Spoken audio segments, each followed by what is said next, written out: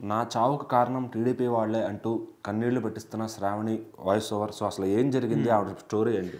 అయితే ఇక్కడ కనిపిస్తున్న ఆమె పేరు శ్రావణి. ఒక టీడీపీ కార్యకర్తకు సంబంధించినటువంటి తను భార్య అనమాట.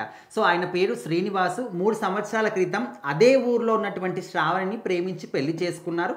అంతా బాగానే ఉంది. ఇంకా ఆ తర్వాత అసలైన టార్చర్ మొదలైపోయింది. వాళ్ళ అమ్మ వాళ్ళ ఇంటి దగ్గర నుంచి అదనపు కట్నం కానీ, బంగారం కానీ, ఆస్తులు కానీ అన్నీ కూడా తీసుకురావాలని చెప్పేసి తన మీద ఒత్తిడి తీసుకొస్తూ ఉన్నారు.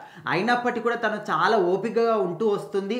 ఆల్రెడీ ఒక సంతానం ఉన్నారు వాళ్ళకి. ప్రజెంట్ అయితే తను గర్భవతిగా కూడా ఉన్నారు.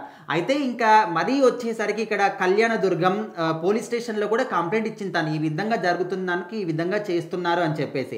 అయితే టీడీపీ కార్యకర్త వాళ్ళ భర్త ఉన్నాడు కాబట్టి ఇంకా టీడీపీ నాయకులందరి చేత కూడా పోలీస్ స్టేషన్లో ఒత్తిడి తీసుకురావడం వల్ల పోలీసులు కూడా తన బాధని కానీ, తన కేసుని కానీ ఎవ్వరు కూడా పట్టించుకోలేదు. సో మరి ఇంకా ఏం చేయాలి ఏంటి అనేది తన ఓన్ డిసిషన్ తీసుకున్నారు. ఇక మీదట ఇంకా నేను ఎవరికి కూడా భారం అవదలుచుకోలేదు, ఈ బాధలు కూడా నేను భరించలేను అని చెప్పేసి తన కడుపులో ఉన్నటువంటి బిడ్డతో సహా తను మాత్రం ఉరేసుకొని చనిపోవడం జరిగింది. సో ఉరి వేసుకొని చనిపోయే కన్నా ముందు తన ఫోన్లో ఒక వాయిస్ని రికార్డ్ చేయడం జరిగింది. సో తను ఎందుకోసం చనిపోయింది, ఏంటి, ఎవరు కారణం అని చెప్పేసి ప్రతి ఒక్క విషయాన్ని కూడా క్లియర్గా ఆ వాయిస్ ఓవర్లో రికార్డ్ చేయడం జరిగింది. సో మరి అందులో ఎవరి పేరు ఉందంటే మెయిన్గా తన భర్త. సో మరి నా భర్త శ్రీనివాస్ నన్ను చాలా వేధింపులకు గురి చేస్తూ ఉన్నారు. నా అత్తమామలు కూడా నా పుట్టింటి నుంచి ఇంకా అదనపు కష్టం కానీ, బంగారం కానీ, ఆస్తులు కానీ తీసుకురావాలని చెప్పేసి ఇంకా ఒత్తిడి చేస్తున్నారు. దాంతోపాటు నా భర్త కూడా కనీసం నన్ను పట్టించుకోవట్లేదు. ఆయన కూడా వేధింపులకు గురి చేస్తున్నారు. పోలీస్ స్టేషన్లో కంప్లైంట్ ఇచ్చాను, కళ్యాణదుర్గం పోలీస్ స్టేషన్లో. ఆ పోలీసులు కూడా నన్ను పట్టించుకోలేదు. అండ్ ఈ మున్సిపాలిటీ చైర్పర్సన్ రమేష్ అని ఉన్నారు, ఆయన కూడా పట్టించుకోలేదు. వీళ్ళందరూ కూడా కలిసి నా చావుకి కారణం అని చెప్పేసి. అండ్ ఇంకా ఘోరమైన విషయం ఏంటంటే తన భర్త శ్రీనివాస్ తన భార్యని శ్రావణ్ని గర్భవతిగా ఉందని కూడా తెలిసి కూడా వేరే వాళ్ళ దగ్గర కూడా పడుకోమంటున్నాడు అని చెప్పేసి కూడా తన వాయిస్ ఓవర్లో అయితే తను చెప్పడం జరిగిందంట. సో ఈ యొక్క వాయిస్ ఓవర్ విన్న తర్వాత రాష్ట్రం మొత్తాన్ని కూడా కన్నీళ్లు పెట్టుకునే విధంగా చేస్తుంది.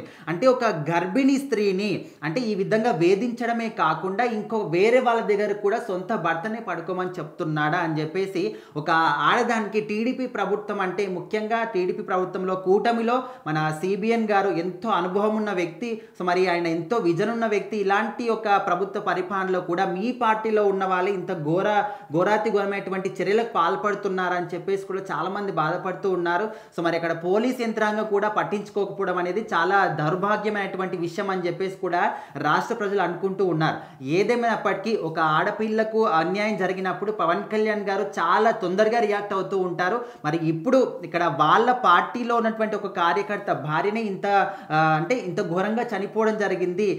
పోలీసులు కూడా పట్టించుకోవట్లేదు. మున్సిపల్కి అంటే మొత్తం ఈ ప్రభుత్వానికి సంబంధించిన వాళ్ళే ఉన్నారు తన చావుకు కారణమైన వాళ్ళు.